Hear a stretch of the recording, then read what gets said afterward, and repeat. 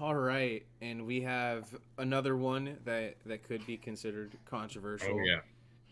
And So this is, like, this has been talked about for, a few decades. This is the typical, big question. Did Bret Hart screw Bret Hart? This was obviously, a famous, quote said by Vince McMahon.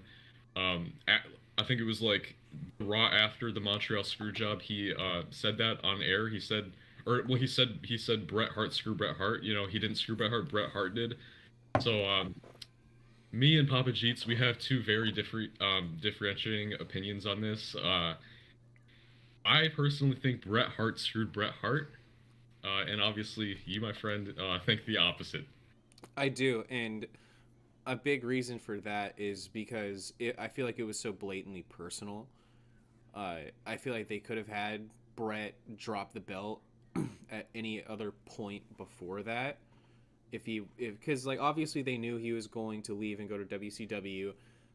I I genuinely feel like uh, he at least should have been told that he was going to be putting over Shawn Michaels, and he obviously wasn't. I personally believe that he was not told that the match is going to end that way, and it seemed like a real genuine reaction. It's like I feel like in that moment he kind of genuinely broke kayfabe,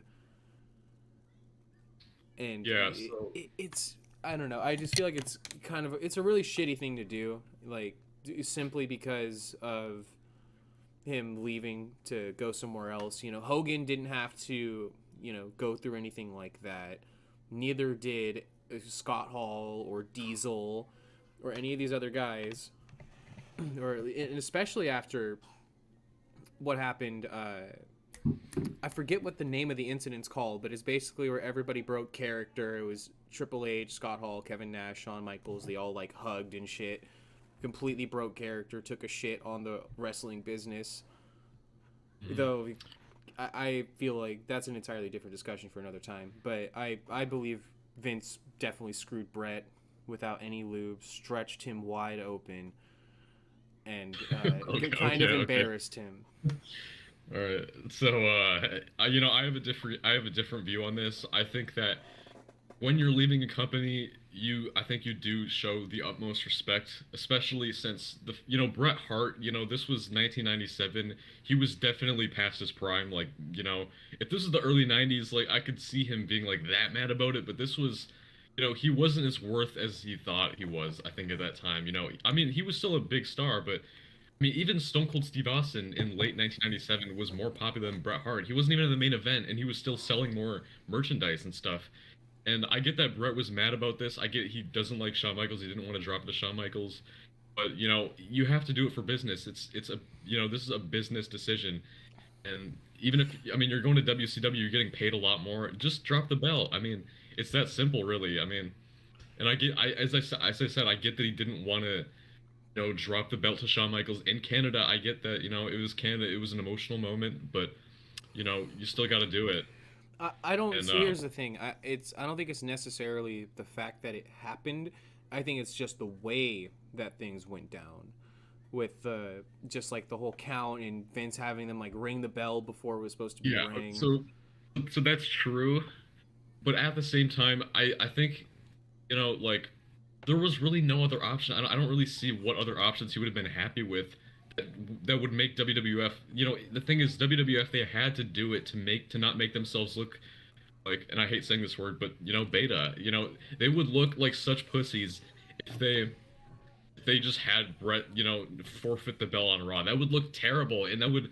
I think one of the reasons that the war, was as great as it was because of the Montreal Screwjob. It was WWF pretty much just said they like literally made a remarkable, moment that changed history. They kind of screwed over a guy, and like obviously, as I said, I think Bret Hart screwed himself by, obviously I can acknowledge that WWF kind of screwed him, but Bret Hart was a part of that too. He could have just dropped the belt to Shawn Michaels. I mean, you're leaving for another company, pay your dues, and but the fact that WWF had the balls to do that, I think, was awesome, and I think it kind of segued into the Attitude Era. That was kind of like where it really started getting in full effect. Was the fact that said, you know what, Brett, we're not gonna put up with you. We're just gonna do whatever the hell we want.